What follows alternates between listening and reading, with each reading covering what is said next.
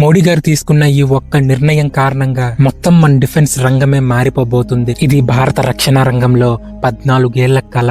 ఇన్నాళ్ళకి ఈ secret weapon మన చేతికి రాబోతుంది. అదే ఎంకా ఫైటర్ జెట్. ఇప్పుడు దీన్ని చూసే డ్రాగన్ కంట్రీ చైనాకి, పాపాల పాకిస్తాన్ కి గుండె ఆగిపోతుంది. ఈ ఎంకా ప్రాజెక్ట్ మన దేశ రక్షణ రంగాన్ని టోటల్ గా మార్చేస్తుంది. ఈ వీడియోలో ఎంకా ప్రాజెక్ట్ గురించి, భారత్ తయారు చేస్తున్న సీక్రెట్ ఆయుధాల గురించి డిస్కస్ చేద్దాం. ముందైతే ఈ వీడియోకి ఒక లైక్ కొట్టేయండి. అసలు ఎంకా అంటే ఏంటి? అదే advanced medium combat air craft. ఇది భారత్ కి కావాల్సిన అత్యంత ముఖ్యమైన 5th జనరేషన్ ఫైటర్ జెట్. నిజానికి ఈ ప్రాజెక్ట్ స్టార్ట్ అయింది 2010 లో. తర్వాత మెల్లగా 2013 లో దీని డిజైన్ పనులు మొదలయ్యాయి. ఇందులో మీరు నమ్మలేని నిజం ఒకటి ఉంది. ఎంకా ప్రాజెక్ట్ స్టార్ట్ చేసి ఇన్నేళ్లు గడిచిన ఈ ప్రాజెక్ట్ కి సంబంధించిన ఫండింగ్ మాత్రం 2024 March 7th CCS cabinet committee of security approval ఇచ్చింది. అంటే అక్షరాల 14 ఏళ్ల పాటు ప్రాజెక్ట్ పేరు తప్ప పనులు అస్సలు మొదలవ్వలేదు. మరి ఇంత ముఖ్యమైన ప్రాజెక్ట్ ఇన్నేళ్ల పాటు ఎందుకు ఆగిపోయింది? దానికి ప్రధాన కారణం ఆ బాధ్యతలు తీసుకున్న హెచ్ఏఎల్ సంస్థ. హెచ్ఏఎల్ డిజైన్స్ ని చూపిస్తుంది కానీ ప్రాజెక్ట్ ని మాత్రం స్టార్ట్ చేయడం లేదు. ఈ లేట్ కారణంగా గవర్నమెంట్ ఒక డిసిజన్ తీసుకుంది. అదే ఈ ఎంకా ప్రాజెక్ట్ నుంచి హెచ్ఏఎల్ ని పూర్తిగా తప్పించడం. అలా ఆ ప్రాజెక్ట్ నుంచి హెచ్ఏఎల్ ని తప్పించి ఎస్పీవి స్పెషల్ పర్పస్ వెహికల్ ని తయారు చేసి ఈ ప్రాజెక్ట్ ని ప్రైవేట్ కంపెనీస్ కి అప్పగించింది. ఇంతకీ ఆ ప్రైవేట్ కంపెనీలు ఎవరు? ఈ ఎంకా ప్రాజెక్ట్ ని వాళ్ళు ఎలా తయారు చేయబోతున్నారు? మన దేశ ఎదుగుదల గురించి, మన దేశంలో జరిగే మార్పుల గురించి నా సైడ్ నుంచి మీకు వీడియోస్ వస్తూనే ఉంటాయి. అది మీ దాకా చేరాలనుకుంటే వెంటనే మన ఛానల్ ని సబ్స్క్రైబ్ చేసేయండి. పాయింట్ కొస్తే, ప్రభుత్వం ఏర్పాటు చేసిన ఈ స్పెషల్ పర్పస్ వెహికల్ లో సాక్షాత్తు టాటా సంస్థ వచ్చి చేరింది. ఉప్పు దగ్గర నుంచి సాఫ్ట్వేర్ దాకా, ఆకాశం నుంచి అంతరిక్షం దాకా టాటా కంపెనీ లేని చోటే లేదు. అలాంటి టాటా కంపెనీ ఇప్పుడు మనకి ఒక అద్భుతమైన ఫైటర్ జెట్ ని తయారు చేసి ఇవ్వబోతుంది. ఇప్పటికే ఎయిర్ బస్ తో కలిసి విమానాలు తయారు చేస్తున్న అనుభవం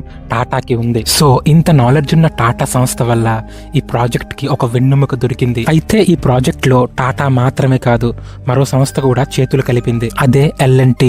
ఇదేం నార్మల్ సంస్థ కాదు. వీళ్ళకి న్యూక్లియర్ సబ్మెరియన్స్ తయారు చేయడంలో ఎంతో అనుభవం ఉంది. సముద్రం అడుగున వేటాడే సబ్మెరియన్స్ తయారు చేసే వీళ్ళు ఇప్పుడు ఆకాశంలో వేటాడే ఫైటర్ జెట్ ప్రాజెక్ట్ లో చేతులు కలపడం అంటే మామూలు విషయం కాదు. ఒక పక్క టాటా ప్లానింగ్ తో, మరో పక్క ఎల్ఎన్టీ మేకింగ్ తో దేశానికి కావాల్సిన ఫైటర్ జెట్ తయారవబోతుంది.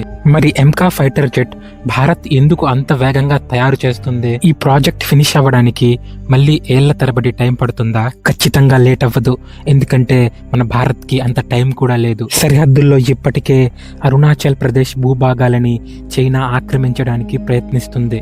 మరోవైపు ఎల్ఓసి వద్ద కూడా చైనా చాలా దూకుడుగా ప్రవర్తిస్తుంది. ఏ క్షణమైనా చైనాతో యుద్ధం తప్పకపోవచ్చు. చైనా దగ్గర ఇప్పటికే 200కి పైగా J-20 స్టెల్త్ ఫైటర్ జెట్స్ ఉన్నాయి. మరోవైపు పాకిస్తాన్ చైనా నుండి J-31, టర్కీ నుండి ఖాన్ ఫైటర్ జెట్స్ ని కొనే ప్రయత్నం చేస్తుంది. మనం గనక ఇంకా ఎంకా ప్రాజెక్ట్ ని లేట్ చేస్తే చేతులు కాలాక ఆకులు పట్టుకున్నట్టే అవుతుంది. రేపు గనక యుద్ధం వస్తే మన దేశాన్ని కాపాడడానికి మన దగ్గర సరైన టెక్నాలజీ ఉండాలి. చైనా ఇప్పటికే 6th జనరేషన్ ఫైటర్ జెట్స్ ని తయారు చేసే పనిలో ఉంది. భారత్ చుట్టూ శత్రు దేశాలే ఉన్నాయి. మనం కూడా మన ఆయుధాలను బలోపేతం చెయ్యాలి. పని త్వరగా పూర్తి కావాలంటే పని ప్రైవేట్ సంస్థల చేతిలో పెట్టాల్సిందే. అయితే ఇక్కడ ఎంకా 5th జనరేషన్ ఫైటర్ జెట్ కాదు, మనం తయారు చేసేది 5.5 జనరేషన్ ఫైటర్ జెట్. సింపుల్ గా చెప్పాలంటే 5th జనరేషన్ లో 6th జనరేషన్ అన్నమాట. ఒక్కసారి ఈ ఫైటర్ జెట్ ఫీచర్స్ మీకు తెలిస్తే గూస్ బంప్స్ రావడం పక్క. మొదటగా సూపర్ క్రూజ్ టెక్నాలజీ.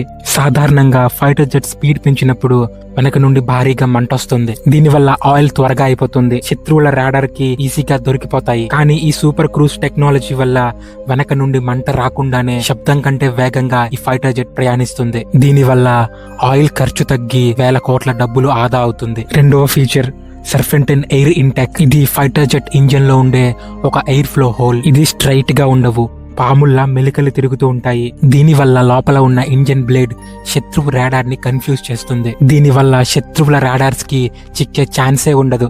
మూడవది ఇంటర్నల్ వెపన్ బే. నిజానికి చాలా వరకు ఫైటర్ జెట్స్ లో వెపన్స్ రెక్క కింద ఉంటాయి, కానీ మన ఎంకా ఫైటర్ జెట్ లో మాత్రం వెపన్స్ తన పొట్ట భాగంలో ఉంచుకుంటుంది. దీని ఇన్సైడ్ రుద్రం అనే పవర్ఫుల్ మిసైల్స్ ఉంటాయి.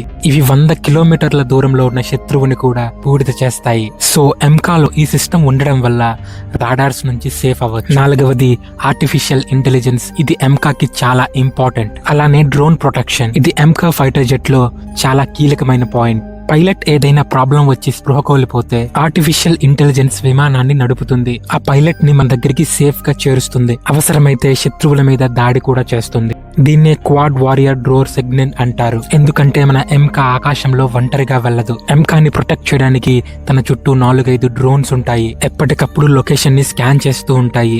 శత్రువు కనిపిస్తే వెంటనే ఒక బాంబర్ లా మారి వాడి మీదకి దాడి చేస్తాయి, లేదా తనకి వచ్చిన సిగ్నల్స్ ని ఎంకాకు ట్రాన్స్ఫర్ చేస్తాయి. కావాలనుకుంటే ఎంకాని ఒక సేఫ్ జోన్ లో ఉంచి ఈ డ్రోన్స్ అన్ని వెళ్లి దాడి చేసి మళ్ళీ తిరిగి రాగలవు. అయితే ఇక్కడ ఎంకా పెద్ద పెద్ద టార్గెట్స్ ని మాత్రమే ఫినిష్ చేస్తుంది. చిన్న చిన్న టార్గెట్స్ అన్ని ఈ డ్రోన్స్ చూసుకుంటాయి. ఈ ఫైటర్ జెట్ కానీ మన భారత్ చేతికి వస్తే పాకిస్తాన్, చైనా లాంటి దేశాలు భారత్ ని టచ్ చేయాలంటే ఖచ్చితంగా ఆలోచించాలి. ఇక్కడ మనం సీరియస్ గా మాట్లాడుకోవాల్సిన ఒక విషయం ఉంది. ఎప్పటికైనా సరే టెక్నాలజీ చేతిలో ఉన్నవాడిదే పై చెయ్యి. బార్డర్ లో తుపాకులు పట్టుకుని పహారా కాసే రోజులు ఎప్పుడో పోయాయి. ఇప్పుడు జరగబోయేదంతా పక్కా టెక్నాలజీ వార్. ఆకాశం ఎవరి గుప్పెట్లో ఉంటే వాళ్ళదే పై చెయ్యి. ఎందుకంటే శత్రువుని డైరెక్ట్ గా కొట్టాలంటే అది ఆకాశం నుంచి మాత్రమే అవుతుంది.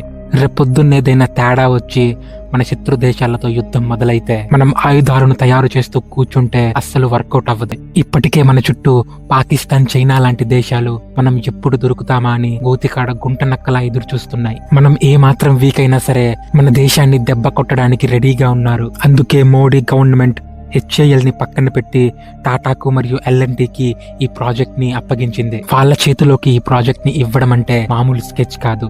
గవర్నమెంట్ ఆఫీసుల్లో ఫైల్స్ కదలాలి అంటే ఎన్నేళ్లు టైం పడుతుందో మనకు తెలియందా?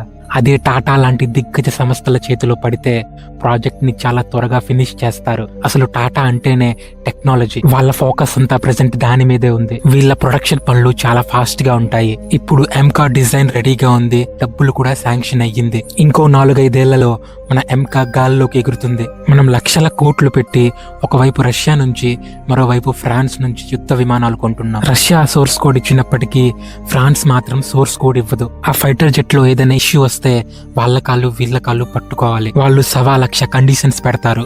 ఇప్పటికే మనం ఆయుధాలు కొనే స్థాయి నుంచి ఆయుధాలు అమ్మే స్థాయికి ఎదిగాం. అలానే ఈ ఎంకా ఫైటర్ జెట్ కూడా మన మేక్ ఇన్ ఇండియా భాగంలో మన సొంత టెక్నాలజీతో తయారైతే అది మన దేశానికి ఎంతో గర్వకారణం. HAL ని పక్కన పెట్టి టాటా, L&T లాంటి కంపెనీస్ కి ఈ ప్రాజెక్ట్ ని ఇవ్వడం మీరు ఎలా చూస్తారు? వాళ్ళు ఈ ప్రాజెక్ట్ ని త్వరగా ఫినిష్ చేస్తారంటారా? ఖచ్చితంగా మీ అభిప్రాయాన్ని కామెంట్స్ లో తెలియజేయండి. అలానే వీడియోని లైక్ చేసి సబ్స్క్రైబ్ చేయడం మర్చిపోవద్దు. నెక్స్ట్ వీడియోలో మళ్ళీ కలుద్దాం. జై హింద్.